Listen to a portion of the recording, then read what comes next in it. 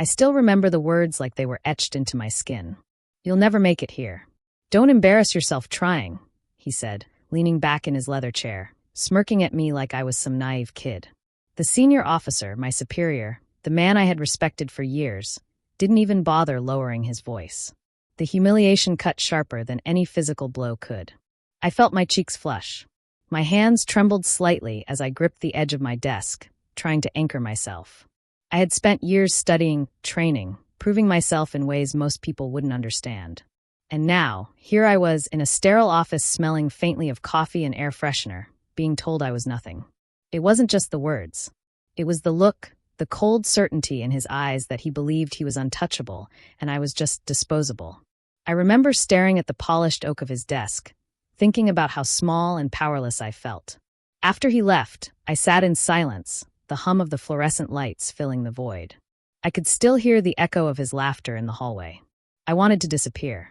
I wanted to crawl into my apartment and lock the door forever. But somewhere deep inside, a small, stubborn flame refused to die. Later that evening, I sat on my couch, phone in hand, scrolling through old messages from colleagues who had praised my work. Each one felt like a lifeline. I kept asking myself, how did I let someone like him, someone so arrogant and corrupt, make me feel worthless? I remembered all the mornings I had woken before dawn to run drills, the nights I stayed late filing reports, the weekends I sacrificed to cover for other officers. I had believed in fairness, in law and honor. And he had trampled all of it with a single sneer. For the first time in years, I felt the raw weight of betrayal. It wasn't just professional. It was personal. I didn't cry. Not yet. I simply sat, staring at the ceiling, feeling the walls close in and thinking, enough.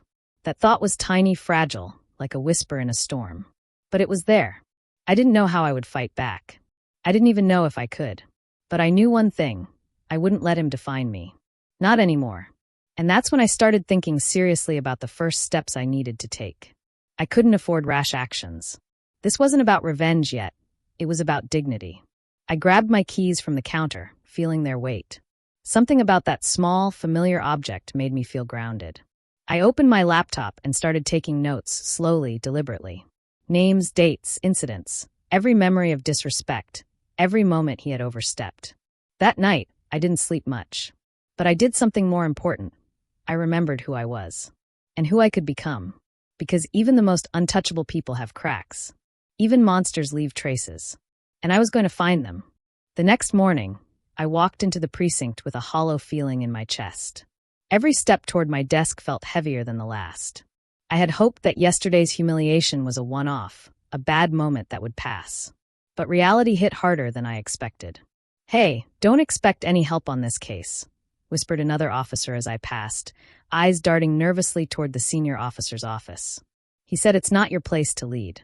Just stay out of it." I froze. The betrayal wasn't just him anymore. It was the silent agreement of the people I trusted, my colleagues who had watched me struggle and decided it was safer to look away. I felt a twist in my stomach, a cold, sinking weight. Later, during a meeting, I realized just how deep it went. I had been assigned to a high-profile investigation, one that could make or break a career. But mid-discussion, he interrupted. "I've decided someone else will take this case," he said, voice sharp, commanding. "You'll just observe. Don't make mistakes." The room went silent. My throat tightened. I had given everything to this department, to this work. And now, here was proof that loyalty meant nothing. That no amount of dedication could save me from being sidelined when it suited him. I excused myself and went outside, leaning against the brick wall of the precinct. The cold November air stung my skin, but it cleared my head. I closed my eyes and replayed the countless times I had defended him, trusted him, stood up for him in front of others. And now, he had used my trust against me. I thought about all the little signs I had ignored.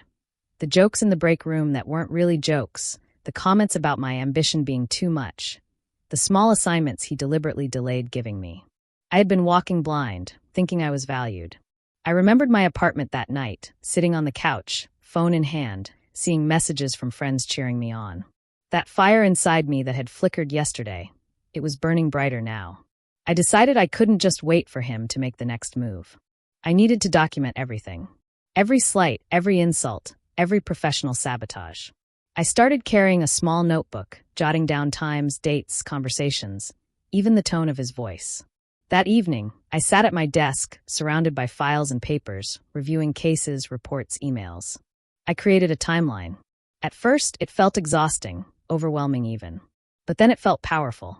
Each entry was a piece of proof, a piece of armor I could use when the time came. I realized something crucial. Betrayal cuts deep, yes, but it also exposes truth. And truth, no matter how buried, always surfaces. For the first time, I stopped thinking of him as untouchable. He was human, flawed, vulnerable, and I was no longer afraid. The fire inside me was no longer a whisper. It was a roar. That night, alone in my apartment, I let my mind wander back to why I had chosen this path in the first place. I remembered my first day at the academy, the crisp air, the smell of polished leather, the weight of my uniform. I had been nervous, scared even, but determined. My mother had kissed my forehead and whispered, "Stand tall, no matter what they throw at you." That memory made my chest ache. I realized how much I had sacrificed to get here. Friendships, weekends, even romantic relationships. Everything I did was to prove I belonged in a world that often made women like me invisible. I remembered nights studying cases alone, drinking cheap coffee, fingers stained with ink from scribbling notes. I remembered the pride I felt the first time I wore my badge outside the academy, feeling like I had earned it. Every promotion, every compliment, every challenge overcome, it had all been a part of building my strength. And now all that work, all that loyalty seemed like a joke in his eyes. But I refused to let it feel that way. I thought about the officer I had once confided in, someone I trusted, who had reassured me when I doubted myself. "You're one of the strongest people I know. Don't let anyone tell you otherwise." That memory made the betrayal sting even more, but also reminded me that I wasn't alone. Not really. I stared at the mirror across my living room, tracing the reflection of a woman I barely recognized. Eyes tired but sharp, jaw set, fists clenching and unclenching. She looked back at me, and I recognized her. I had been knocked down, yes. But she wasn't broken. Not yet. That's when the turning point hit me like a punch. Enough. Enough of letting him decide my worth. Enough of letting the whispers and the sidelong glances of others make me doubt myself. Enough of sitting quietly while he thrived at my expense. I knew it wouldn't be easy. I knew it would take planning, patience, and courage. But for the first time in weeks, I felt something that resembled hope. I opened my laptop again, this time not just for notes, but for strategy. I researched procedures, policies, even legal avenues that could hold someone accountable. I drafted emails, saved files, made copies of reports, and bookmarked every internal regulation he had violated. For the first time, I wasn't just reacting. I was preparing. Every document, every email, every detail was a step toward reclaiming my power. I realized that strength wasn't just about proving him wrong. It was about protecting my dignity, my career, and my self-respect. And this time, I wouldn't let fear dictate my actions. I shut my laptop with a deliberate click and exhaled, feeling lighter somehow. The fire inside me had grown from a flicker to a steady flame. It wouldn't be revenge, it would be justice. And that was far more satisfying. The next morning, I walked into the precinct feeling different, calmer, sharper. The fear that had wrapped around me for weeks was still there, lurking, but it no longer controlled me. I had made a choice. I would no longer be passive. I would no longer be a footnote in his story. I started small. I reviewed my cases, making sure every report was airtight. Every signature, every procedure, every note double-checked. If he thought he could discredit me, I would leave no openings. Then I met with a lawyer I had been quietly consulting for the past week.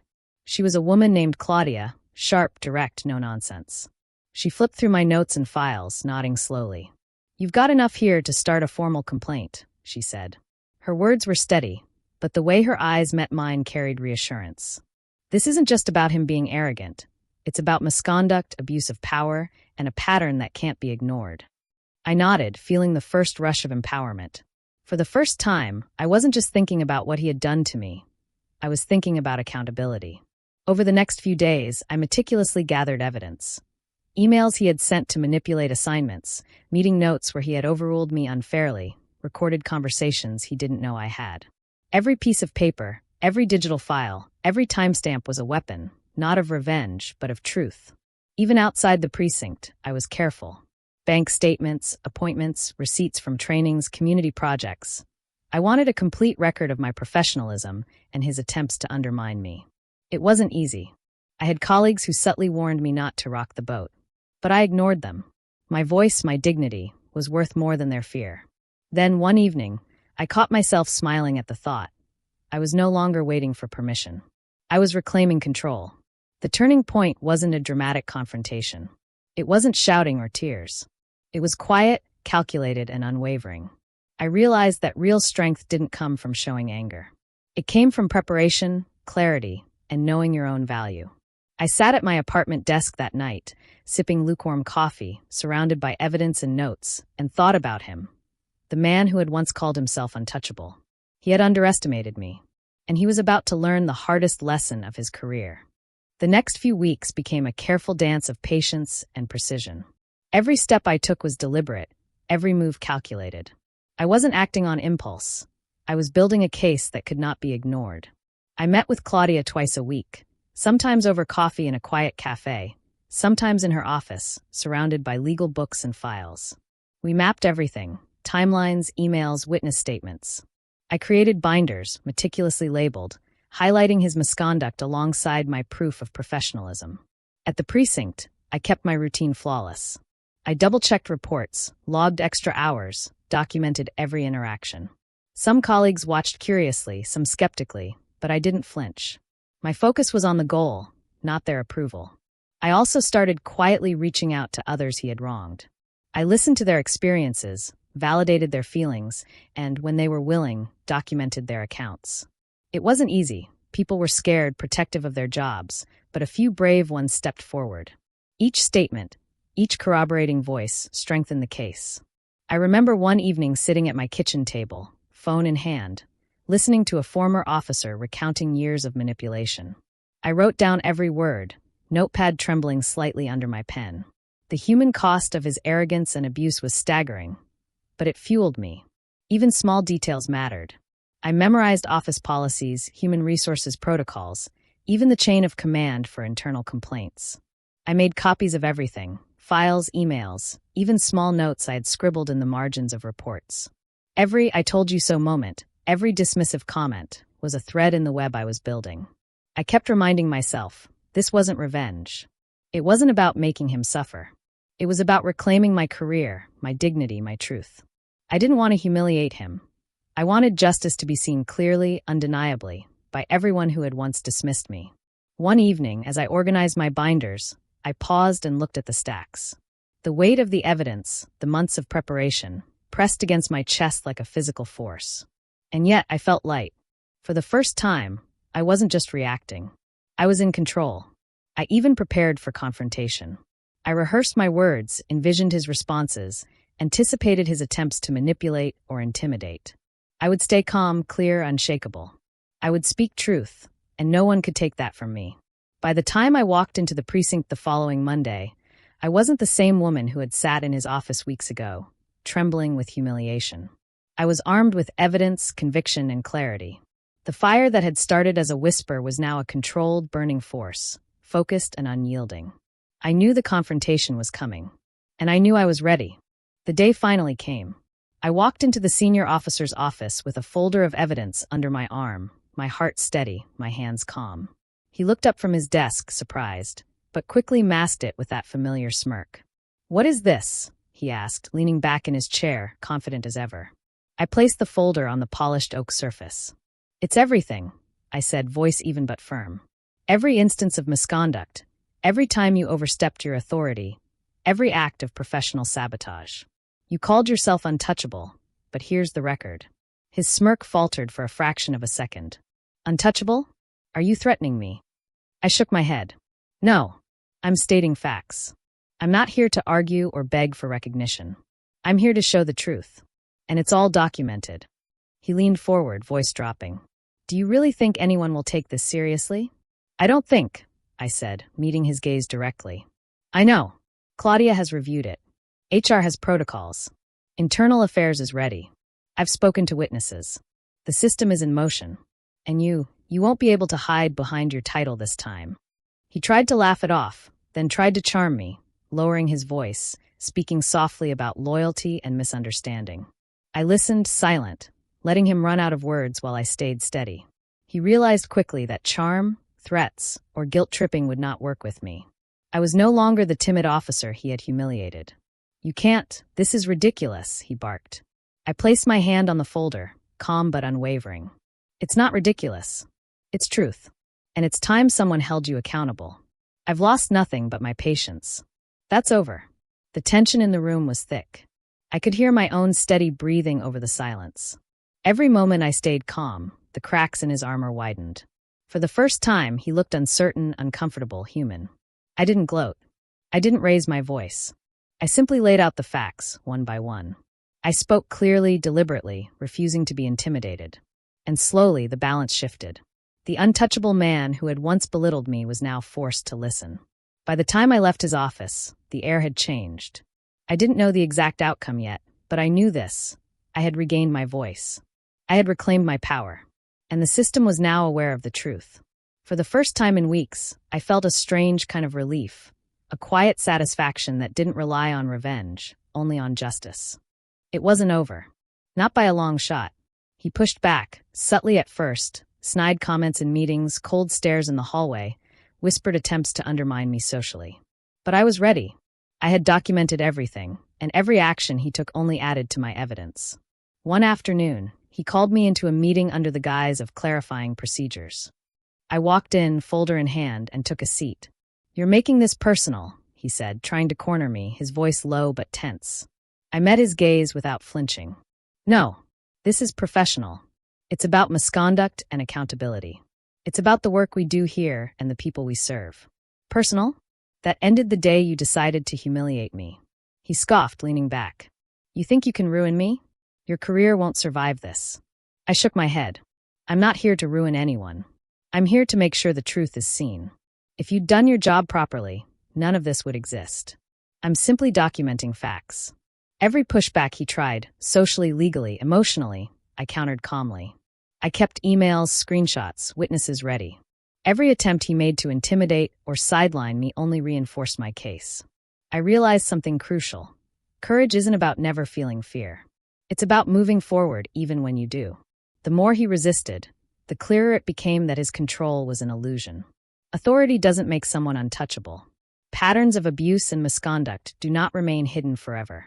And I had been patient. I had prepared. I had the facts. By the end of that week, HR had launched a formal investigation.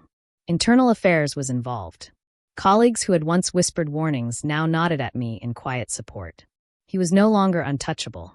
Not in the slightest. I felt a quiet pride as I walked back to my desk. I hadn't needed to yell, plead, or threaten. I had relied on truth, preparation, and persistence. And that, I realized, was more powerful than anything else. The investigation moved faster than I expected. Every document, every note, every witness statement I had meticulously collected was examined. The senior officer's network of influence, once seemingly untouchable, began to crumble under the weight of facts. I remember the day HR called me into their office. The air felt electric. "We've concluded the investigation," they said. "Your claims are substantiated. Appropriate action will be taken." A strange mix of relief and vindication washed over me. I wasn't cheering. I wasn't gloating. I simply felt free. Free from fear, free from humiliation, free from the shadow he had cast over my life for so long. Later, as I walked back to my office, the precinct felt different. The same fluorescent lights, the same desks, the same brick walls, but I felt lighter. My colleagues met my gaze with respect, some quietly nodding, others offering smiles. It wasn't about proving them wrong. It was about reclaiming my space, my dignity. That evening, I sat alone in my apartment, staring out the window at the city lights. The folder I had carried for weeks now rested on a shelf, a silent testament to my perseverance. I ran my fingers over its edge and smiled softly. Sometimes I thought justice doesn't roar. Sometimes it arrives quietly, in the form of facts, patience, and unwavering self-respect.